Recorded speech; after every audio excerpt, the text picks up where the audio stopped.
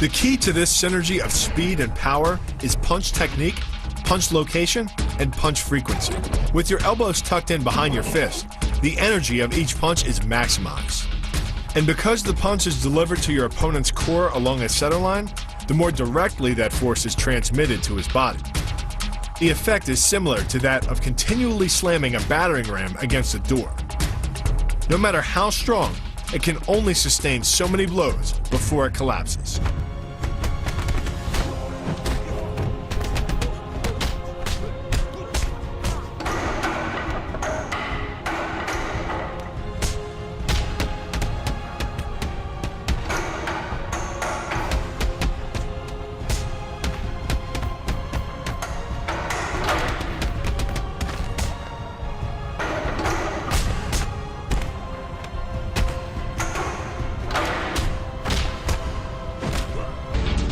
Doing the 360 defense requires you keep your body in motion at all times, using your arms to defend different angles of attack. The key is keeping your arms at an oblique angle with your hands open and straight so that you don't take any blows straight on. Each is deflected down the angle of your forearm, which reduces its impact.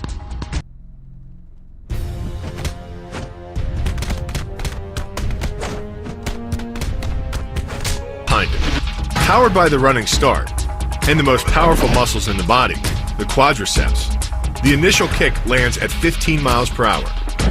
The second kick creates 3 times the injury-producing energy as the first, delivering over 650 pounds of force. That's like taking a shot from a sledgehammer to the face, more than enough to score a knockout and rearrange some facial features.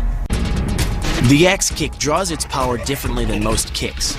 Once your foot reaches the apex above your opponent's head, your body's momentum, combined with the ease of downward acceleration due to gravity, can reach speeds over 20 miles per hour. That's enough to generate more than 550 pounds of force at the point of impact, easily breaking the nose or shattering the clavicle. 你嗰啲都係詠春？我打出嚟嘅就係詠春。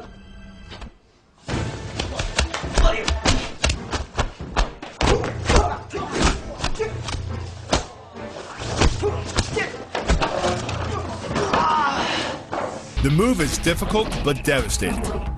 There's no opposing object to push against, so all the energy of the move must come from the momentum of the leap and the acceleration of the kick. The snapping motion of the lower leg functions much like a coiled spring.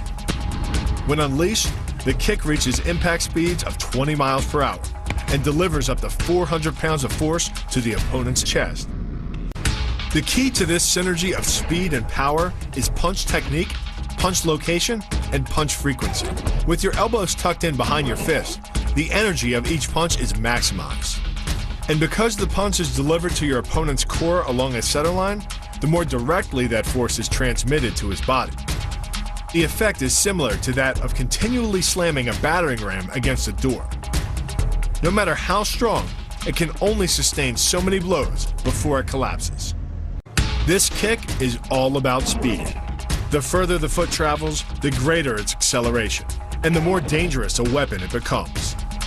Powered by the muscles of the hip flexor and the quadriceps, by the time your foot reaches your opponent's throat, it's traveling nearly 40 miles per hour. That type of speed yields over 1,000 pounds of force, enough to puncture the Adam's apple and crush your windpipe. The tornado kick is a study in controlled chaos. A quick spin confuses your opponent. Then one knee is thrust into the air, launching your entire body high enough to fire a powerful kick. The momentum generated by your body weight rotating freely, combined with a powerful hip thrust, creates a devastating blow of over 700 pounds of force upon impact. More than enough to permanently damage the hyaline cartilage that protects the larynx and spinal cord. Hold over your opponent. By wrapping up his striking leg at the upper thigh, you've placed your opponent in what's called conditional stability. If he remains stationary, he could technically maintain his balance indefinitely. But by driving him backward and initiating a sweep of his other leg, you've added 2 destabilizing factors, and the loose center of gravity simply cannot hold. The power of this move comes from the spin. The rotation of the torso, combined with the foot at the extremity of that rotation, generates speeds of over 20 miles per hour. By the time the heel connects with the solar plexus, it is traveling 60 miles per hour and transfers over 450 pounds of force, enough to break ribs and even damage internal organs.